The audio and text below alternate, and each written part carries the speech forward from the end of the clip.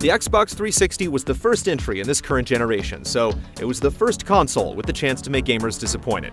From studios falling from grace to gadgets nobody really wanted, the 360 hasn't always made the best impression. Its longevity and catalog of amazing titles have sustained its users longer than most consoles in history, but we still have our share of sour memories. Hopefully Microsoft doesn't repeat these blunders with the Xbox One.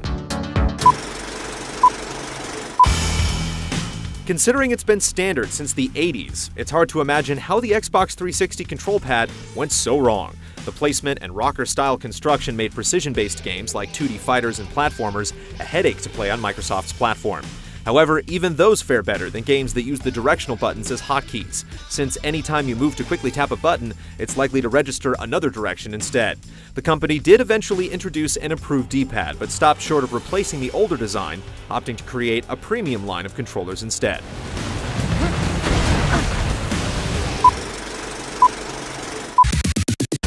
Once upon a time, Rare could do no wrong under the watchful eye of Nintendo. Donkey Kong Country wowed us with dazzling visuals and tough platforming. GoldenEye 007 proved just how good console shooters could be. Killer Instinct was a stylish fighter that thrived on a ridiculous combo system and a rocking soundtrack. And Banjo-Kazooie gave Nintendo's own Super Mario 64 a run for its money. When Microsoft scooped up the studio in the early 2000s, Xbox owners expected great things. What they got was grabbed by the ghoulies, followed by a slew of less than stellar games, which included the terrible Perfect Dark Zero and a new spin on Banjo-Kazooie that nobody cared for. They were eventually reduced to working on the Kinect sports franchise, a far cry from the days when Rare was a trendsetter.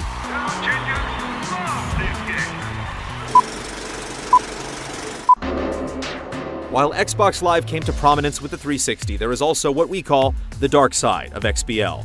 Paying for multiplayer access still seems like a sin and one to be visited upon us for all the console generations to come. While one hand giveth, another taketh away. Giving everyone a headset made a generation of trash talkers. Constant dashboard updates gave us apps and annoying advertisements, while searching for arcade and indie games got ever more difficult to dig through. Avatars might not rate individually as a huge disappointment, but their awkward slouch and greedy fashion sense made them certainly less charming than Mii's. Finally, be it through an unpatched copy of FIFA or the non-stop phishing, Xbox Live was no bastion of security, making the nebulous waters of online a perilous place. With ads.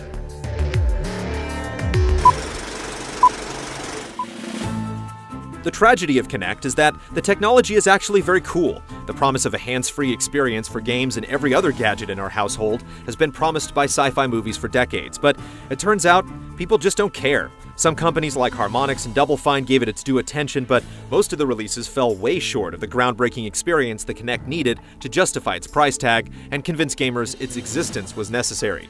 Most consumers could care less about its inclusion with the Xbox One, and some would rather it was gone completely, proving hands-free still has a long way to go.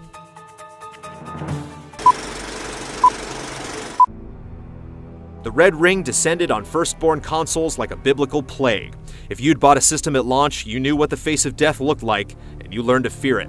When that hellish heat overtook your console, you might swaddle it with a blanket in a desperate attempt to break the fever, and it would probably be in vain. It took years before you could buy a 360 console and feel confident it would still be with you years down the line. Having your console turned into a useless hunk of metal and plastic isn't just disappointing, it's plain sad. Now that you've heard GT's biggest disappointments of this generation, here's what really dismayed the community. Good Merit 224 was upset with Microsoft's lack of first-party support and writes, Xbox 360's last 6 years of practically no exclusive titles. Craig pointed the finger at DLC. Biggest disappointment of the last gen? The gluttonous obsession with DLC. It's not a bad concept, but it's been horribly employed from a consumer standpoint. Let us know how the 360 irked you in the comments below, and on Facebook and Twitter.